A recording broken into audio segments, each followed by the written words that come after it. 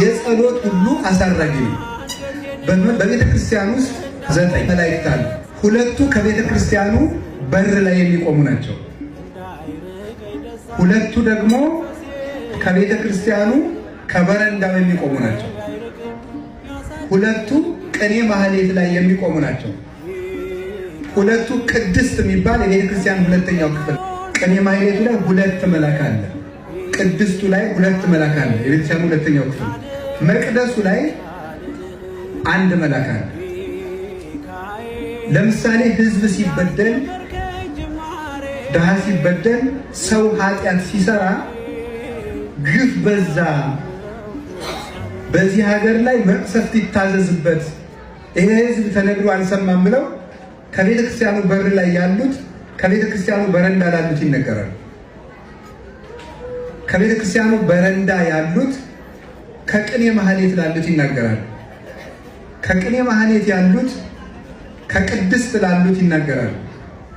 ከቅድስት ያሉት መቅደስ ላሉት ይናገራል። መቅደስ ያለው አንድ ነው። መቅደስ ያለው ለቅዱስ ሚካኤል ይናገራል። ቅዱስ ሚካኤል ለእግዚአብሔር ያቀርባል።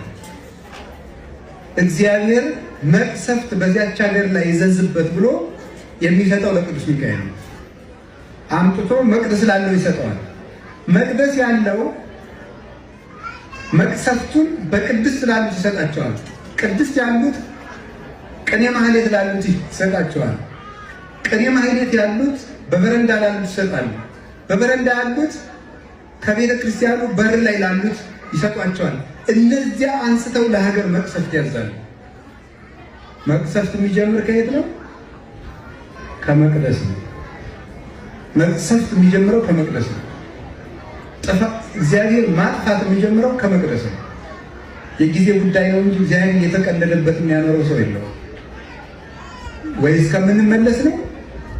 ዋንድቲ ኤገሶ ለአሞሪውን ከቤት ፈጸመ ለሀጥ እስከ ፈጸመ ለሀጥ አሞሪውን ኃጢአቱ እስኪፈጽም ድረስ ታገሰዋለሁ እንዳለ ኃጢአታችን ጭራሽ ከፍ ካለ ቦታ የወደቀ ሰው ስብራቱ ትልቅ እንደሆነ ወኮለ ድቀቱ አብይ አወዳደሩ ከፍ አለ ይላል።